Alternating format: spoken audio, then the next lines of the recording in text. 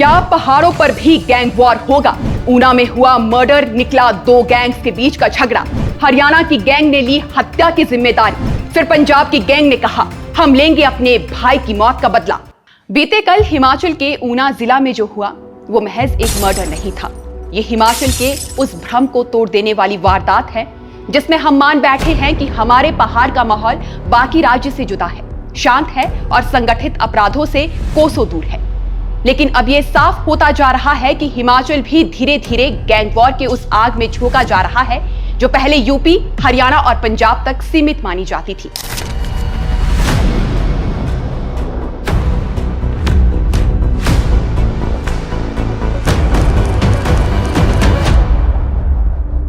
ऊना के बसाल गांव में चंडीगढ़ धर्मशाला नेशनल हाईवे के किनारे बने एक छोटे से हेयर सैलून में रविवार की दोपहर कुछ ऐसा हुआ जिसने पूरे हिमाचल को हिलाकर रख दिया। एक युवक बाल कटवाने आया था। आम सा आदमी था, आम सा दिन भी था, मगर फिर कुछ मिनटों में ही वो जिंदगी से कट गया। मृतक का नाम था राकेश कुमार उर्फ गग्गी। उम्र थी सिर्फ 27 साल। लेकिन ये मौत आम नहीं थी और ये मर्डर कोई एक दो लोगों की आपसी रंजिश नहीं बल्कि 3 राज्य की गैंग का वो भड़कता हुआ संघर्ष बन चुका है जिसमें अब सीधे सीधे धमकियां सोशल मीडिया पर दी जा रही हैं। चश्मदीद बताते हैं कि राकेश दुकान में आया, बाल कटवाने बैठा, लेकिन तभी 2 बाइक सवार युवक आए और दुकान में घुसते ही गोलियां चलनी शुरू हो गई। एक के बाद एक 7 से 8 फायर किए गए। राकेश को टारगेट कर गोली मारी गई। वो जमीन पर गिरा, बाकी के लोग जान बचाकर भागे और हमलावर हवाई फायर करते हुए निकल गए। इतनी तैयारी, इतना सटीक निशाना और इतनी साफ एग्जीक्यूशन साफ संकेत है कि यह वारदात सोची समझी और प्लान थी। एसपी अमित यादव ने मौके पर बयान दिया कि पुलिस ने पूरे जिले में नाकाबंदी की है और आरोपियों की तलाश जारी है। लेकिन इस मर्डर का असली ट्विस्ट तब आया जब कुछ घंटों बाद ही सोशल मीडिया पर एक पोस्ट वायरल होती है जिसमें लाडी कूनर नाम का एक युवक खुलकर इस मर्डर की जिम्मेदारी लेता है। लाडी कूनर कोई आम आदमी नहीं है, हरियाणा के गैंग वॉर में अपनी साख रखता है और अब उसने हिमाचल में हुए मर्डर की जिम्मेदारी लेते हुए सीधे तौर पर कहा गग्गी हमारे साथियों का टाइम उठाने वाला था लेकिन वो नहीं उठा पाया और हमने उसका टाइम उठा लिया। इसके बाद उसने बाकियों को भी चेताया अब सबका नंबर आएगा।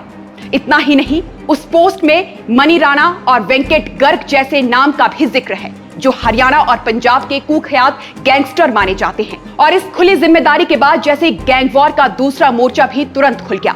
पंजाब के बब्बी राणा और विचित्र ग्रुप ने भी धमकी दी है कि वो अपने भाई गग्गी की मौत का बदला लेकर रहेंगे। अब सवाल उठता है गग्गी कौन था? क्या वाकई कोई मासूम युवक जो बाल कटवाने आया था या फिर एक ऐसा मोहरा जो गैंग वॉर के उस शहमाद के खेल में चुपचाप बिछा दिया गया?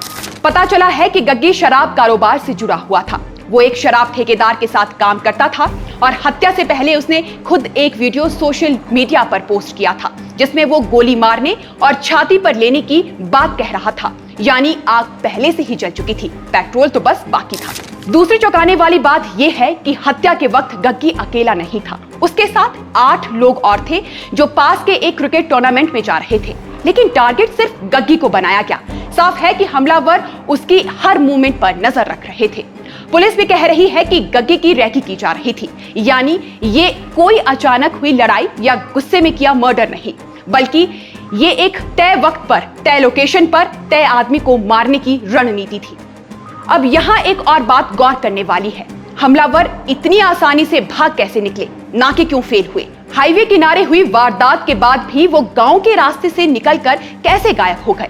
और अगर उनके पास गग्गी की रियल टाइम जानकारी थी तो ये लीक कहां से हो रही थी? क्या गग्गी के ही आसपास के लोग इस पूरे गैंग वॉर का हिस्सा थे? ऊना गोलीकांड की दूसरी परत अब और गहरी होती जा रही है। पुलिस पूछताछ में जुटी है लेकिन अब मामला हिमाचल पुलिस की पकड़ से बाहर जाता दिख रहा है क्योंकि अब ये महज एक राज्य का नहीं बल्कि हरियाणा, पंजाब और हिमाचल की सीमाओं को पार करती संगठित क्राइम की बड़ी चेन बन चुका है। हरियाणा की गैंग ने एक हिमाचली युवक की हत्या की और पंजाब की गैंग ने उसके बदले का ऐलान कर दिया है। ये सीधा संदेश है कि हिमाचल के शांत शहरों में भी गोलियां गूंज सकती है और सोशल मीडिया पर खुलेआम कत्ल की जिम्मेदारी लेकर गैंगस्टर अपना वर्चस्व दिखा सकते हैं। और सबसे बड़ी चिंता की बात यह है कि इस गैंग वॉर की लपटें अब एक से दूसरे राज्य में फैल रही है और पुलिस के हाथ में फिलहाल ना तो कोई पुख्ता लीड है और ना ही गिरफ्तारी की कोई ठोस जानकारी। हिमाचल की धरती पर अब बाहरी गैंग अपनी रंजिश का मैदान बना रहे हैं। सवाल यह है कि क्या हिमाचल के सिस्टम के पास इससे निपटने की तैयारी है? क्या पुलिस के पास क्रॉस स्टेट कोऑर्डिनेशन की व्यवस्था है? क्या सोशल मीडिया पर खुलेआम हत्या की जिम्मेदारी लेने वालों को ट्रैक करने और गिरफ्तारी करने की टेक्निकल सपोर्ट है? और सबसे अहम, क्या सरकार के पास इस खतरे को समझने और रोकने की इच्छा शक्ति है?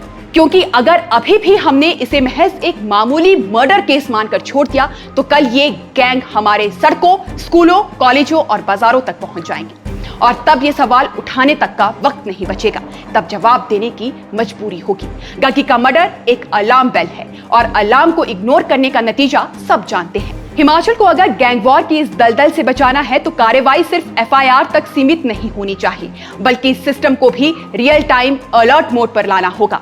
और ये तभी हो सकता है जब हम बतौर समाज, बतौर मीडिया और बतौर शासन इस एक केस को सीरियसली लेंगे, वरना आने वाले वक्त में ये ऊना, मंडी, सोलन और शिमला तक फैल सकता है और तब कोई गग्गी नहीं, हम सब उसके शिकार बन सकते हैं। बाकी इस पूरे विषय पर आपका क्या कहना है, हमें जरूर बताइएगा।